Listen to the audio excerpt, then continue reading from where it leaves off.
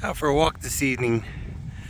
The sun's actually way the heck over there. It's setting, but the sunlight is coming underneath the clouds, between the mountains and the clouds, and lighting all that up.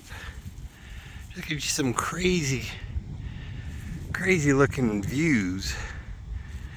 Pan over here, you can see it's raining up there though.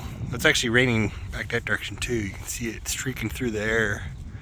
So the sunlight's going under the clouds. That's actually a different storm. So we got a bit of a break in the weather right through here. So you can see the sun setting, reflecting off the side of the clouds. Then over on this mountain is another rainstorm. It's just such funky weather up here in the mountains. And then really weird lighting in the evening as the sun sets.